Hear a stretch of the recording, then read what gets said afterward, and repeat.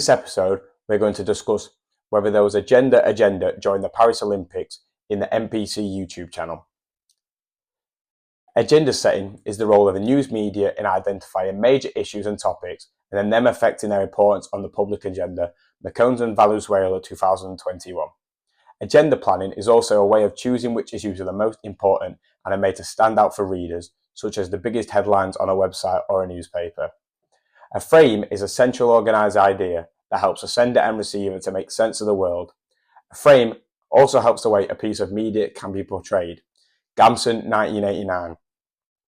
Representation can be understood as a reflection of the real world, intentional where the meaning is opposed by the author. Constructive things do not have meaning in themselves but are constituted by symbolic exchanges. Hall, 1997. Masculinity and femininity. Commercial media sport sells boys and men a glorified package of what masculinity is. Real men are supposed to be strong, tough and aggressive. Mesner, 2013. Hegemonic masculinity can be put together as the ideal form of masculinity that is connected to toughness and competitiveness. This can be linked to men's mental health and how the media shows this and doesn't give support and help people out. Also, the stigma suggests that men can't talk or get sad about the issues, which openly affect men in sport. It was only in 2013 when we had the first openly gay athlete in one of the major leagues in the USA. Before that, only 6 had come out and no top athletes did, and they all did after retiring. Keenan Vincent, 2013. Male athletes seem to be scared of getting attacked and abused by opposition fans in sports where fans play a large part, such as football and rugby, for example. Sports/team sports are one of the last bastion sports for hegemonic masculinity. Keenan Vincent suggests that they are very one-way and stick to old-fashioned values and meanings. And advances are very rare and unlikely as fans typically don't like it. Male athletes in so-called feminine sports do not get the same attention by the media in terms of scandals due to hegemonic masculinity, and as it is commonly already assumed that they are gay by the general public, such as sports like diving and ice skating. Keenan Vincent. Journalists believe that it is not correct to ask athletes about sexuality, but this doesn't help athletes to come out. Keenan Vincent. This puts athletes under pressure whether they feel they want to come out or not, as it seems to be completely ignored until someone actually takes the plunge and they would have all the pressure and limelight on them. This is shown when Billie Jean King, the first female tennis player to come out as a lesbian, after this she lost all the sponsorship deals. Bullingham and Postlewaite, 2019. This can be shown as a turning point in terms of sport, media and gender. The common representations in terms of lesbian athletes are ambivalence, which is the state of having two opposing feelings at the same time, or being uncertain about how you feel, which can make the lesbian athletes uneasy, especially if questions are asked. Scrutiny. Scrutiny refers to a critical representation of their personalities and bodies. Sexual orientation, invisibility. This is often defined generally as not experiencing sexual attraction. Agenda setting is also shown on the BBC's website and many others. The website shows an improvement of female articles shown.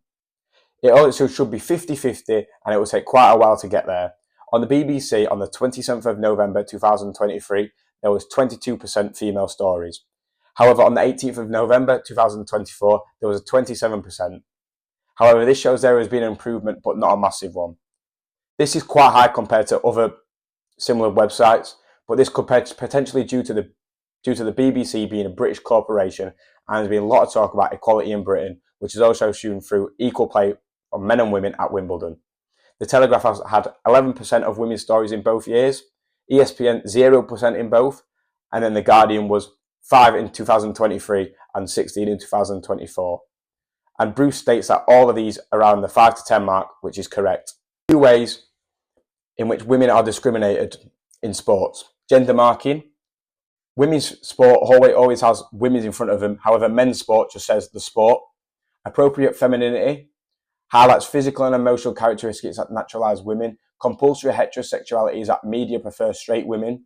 Non-sport related aspects is that they focus on family and personal life, putting sport second. And infantilization is treating someone if they are a child, which is often done in female sports. Sexualization.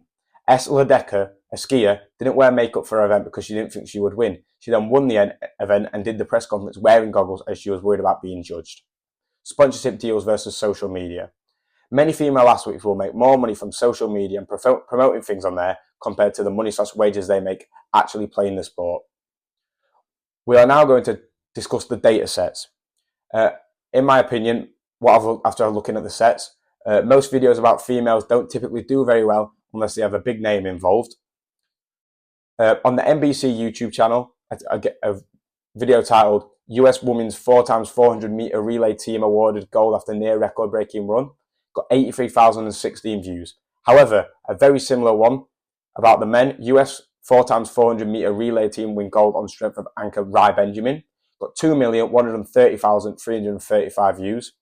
Another one, Night watch Steph Curry put France to bed in slow motion, 676,465.